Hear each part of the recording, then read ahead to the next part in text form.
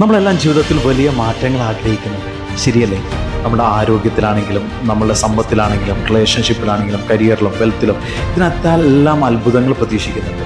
ആ അത്ഭുതങ്ങൾ ആര് തരുമെന്നാണ് പ്രതീക്ഷിക്കുന്നത്? നമ്മളെല്ലാം വിശ്വസിക്കുന്ന ഒരു പ്രപഞ്ചത്തിലെ ശക്തിയുണ്ട്, അല്ലേ? അത് ഓരോ മതത്തിനനുസരിച്ച് ഓരോ രീതിയിലാണ്. പക്ഷേ നമ്മളെല്ലാം വിശ്വസിക്കുന്ന ഒരു ശക്തിയുണ്ട്. ഈ ശക്തിയിൽ നിന്ന് നമുക്ക് നല്ലത് ലഭിക്കും, നമുക്ക് സമ്പത്ത് ലഭിക്കും, ആരോഗ്യം ലഭിക്കും, നമുക്ക് നമ്മൾ ആഗ്രഹിക്കുന്നതെല്ലാം ലഭിക്കും എന്ന് നമ്മൾ വിശ്വസിക്കുന്നുണ്ട്. നമുക്ക് ഏത് സാഹചര്യത്തിലായിരിക്കും ഈ ശക്തിയിൽ നിന്ന് ഏറ്റവും കൂടുതൽ അനുഗ്രഹം ലഭിക്കുന്നത്? നമ്മൾ എപ്പോഴെങ്കിലും ചിന്തിച്ചിട്ടുണ്ടോ? നമ്മളൊന്ന് ആലോചിച്ച് നോക്കി. നമ്മൾ ഇതേപോലെ 2 വ്യക്തികൾക്ക് പണം കൊടുക്കുന്നു. നമ്മളിപ്പോൾ 1,00,000 രൂപ വെച്ച് 2 വ്യക്തികൾ കൊടുത്തു എന്നിരിക്കട്ടെ. ഇതിനകത്ത് ഒരു വ്യക്തി നമ്മൾ കൊടുത്ത പണത്തെ തുടർന്ന് അദ്ദേഹത്തിൻ്റെ ആ ഒരു ഗ്രാറ്റിറ്റ്യൂഡ്, അദ്ദേഹത്തിൻ്റെ ആ നന്ദി എപ്പോഴും നമ്മളോട് പ്രകടിപ്പിക്കുകയാണ്. അങ്ങ് തന്ന പൈസ കൊണ്ടാണ് എനിക്കിത് ചെയ്യാൻ കഴിയത്, എനിക്ക് ഇത്ര രീതിയിൽ ഉയരാൻ കഴിഞ്ഞത്, ആ രീതിയിലെല്ലാം പെരുമാറും. മറ്റൊരു വ്യക്തി ആവട്ടെ, നമുക്കത് ലഭിച്ചു, ആ പൈസ കിട്ടി, അത് അയാൾ ഉപയോഗിച്ചു, അതിനുശേഷം നമ്മളെ കാണുമ്പോൾ അത് ഓർക്കുന്നു പോലുമില്ല എന്ന് വരിക. നമുക്ക് രണ്ടാമതൊരു സാഹചര്യത്തിൽ ഇതേപോലെ പൈസ കൊടുക്കേണ്ട വന്നാൽ, നമ്മൾ ഇതേപോലെ ഈ 2 വ്യക്തികൾക്കും തന്നെ പൈസ കൊടുക്കേണ്ട ഒരു സാഹചര്യം വന്നാൽ നമ്മൾ ആരെയായിരിക്കും ആദ്യം പരിഗണിക്കുക? നമ്മൾ തന്നെ ആലോചിക്കും, നന്ദിയുള്ളവരെയാണോ നന്ദിയില്ലാത്തവരെയാണോ? നമ്മൾ ഈ ദൈവത്തിൽ നിന്ന് ഓരോ നിമിഷവും നമുക്ക് എല്ലാ സമ്പൽ സമൃദ്ധിയും ആഗ്രഹങ്ങൾ എല്ലാം നടക്കണമെന്ന് നമ്മൾ ചോദിക്കുന്നുണ്ട്. പക്ഷേ നമ്മൾ ദൈവം നമുക്കായി ഒരുക്കി തന്ന ഓരോ കാര്യങ്ങൾക്കും നമ്മൾ എത്രത്തോളം ദൈവത്തിനോട് നമ്മൾ നന്ദി പറയുന്നുണ്ട്? അപ്പോൾ നമ്മൾ ചിന്തിക്കും, നമുക്ക് ദൈവം എന്താ തന്നിരിക്കുന്നത്? അത്തരത്തിൽ പലരും ചിന്തിക്കാറുണ്ട്. പക്ഷെ നമ്മളൊന്ന് ആലോചിക്കുക, നിങ്ങൾക്കിന്നത് കേൾക്കാൻ കഴിയുന്നുണ്ടല്ലോ, ഇതിനുവേണ്ടി നിങ്ങൾക്ക് മൊബൈൽ ഉപയോഗിക്കാൻ കണ്ണുകൾ കാണാൻ കഴിയുന്നുണ്ടല്ലോ, നിങ്ങൾക്ക് നടക്കാൻ കഴിയുന്നുണ്ടല്ലോ. ഇതെല്ലാം നിങ്ങളൊരു സുഹൃത്തമായി കാണുന്നില്ലെങ്കിൽ, ഈ സുഹൃതമില്ലാത്തതിനാൽ ഇതിൻ്റെ ദുഃഖം അനുഭവിക്കുന്ന എത്ര പേര് നമ്മുടെ ലോകത്തുണ്ട്? ഇപ്പം നിങ്ങൾക്ക് 3 നേരം കഴിക്കാൻ ഭക്ഷണവും കയറിക്കിടക്കാൻ ഒരു വീടും ഇതേപോലെ നമുക്ക് ധരിക്കാൻ വസ്ത്രവും ഉണ്ടെങ്കിൽ നമ്മൾ ഹാപ്പി ആയിരിക്കണ്ടേ? എവിടെയാണ് നമ്മുടെ സന്തോഷം നഷ്ടപ്പെടുന്നത്? നമ്മൾ പലപ്പോഴും നമ്മുടെ കമ്പാരിസനാണ്. മറ്റുള്ളവർക്കുള്ളതുപോലെ എനിക്കില്ലല്ലോ എന്ന കമ്പാരിസനിലൂടെ നമ്മൾ ദൈവത്തിനോട് എപ്പോഴും എന്താ പറയുന്നത്? പരാതികൾ പറഞ്ഞുകൊണ്ടിരിക്കുകയാണ്. എനിക്കത് തന്നില്ലല്ലോ, എനിക്കിത് തന്നില്ലല്ലോ. അപ്പോൾ ദൈവം നമുക്ക് രണ്ടാമത് നല്ല കാര്യങ്ങൾ തരാൻ ചാൻസ് ഉണ്ടോ? നമ്മൾ ഹ്യൂമൻ ലെവലിൽ നമ്മളൊന്ന് ചിന്തിച്ചു നോക്കും.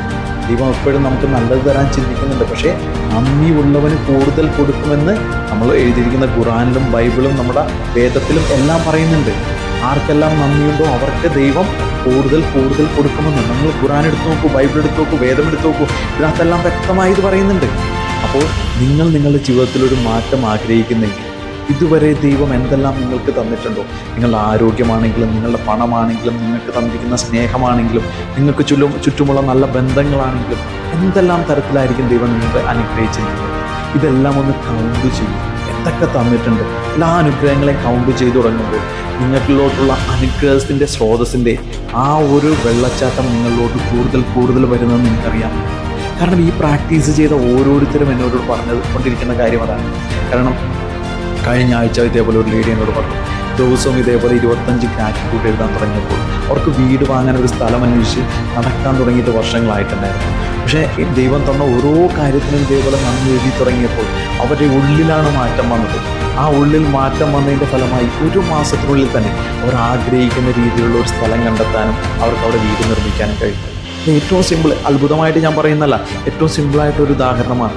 നിങ്ങളിങ്ങനെ ഓരോരുത്തരുടെയും ജീവിതത്തിൽ അത്ഭുതങ്ങൾ സംഭവിച്ചെങ്കിൽ നിങ്ങൾക്ക് യാതൊരു പണച്ചിലവും ഇല്ലാത്തൊരു കാര്യമല്ല. ദിവസവും രാവിലെ നിങ്ങൾക്ക് ഇത് പരീക്ഷിച്ച് നോക്കിക്കൂടി. ദിവസവും ഇത് കൃത്യമായി ഉപയോഗിക്കുകയാണെങ്കിൽ നിങ്ങളുടെ ജീവിതം മാറും.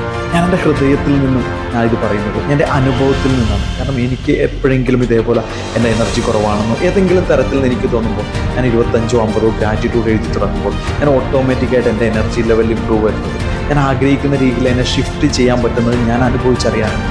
അതിൽ നിന്നാണ് ഞാൻ നിങ്ങളോട് പറയുന്നത്, നിങ്ങളും ഇതുവരെ ഉപയോഗിച്ച് നോക്കും. ആ ഒരു മിറാക്കിൾ നിങ്ങളുടെ ജീവിതത്തിലും വരട്ടെ.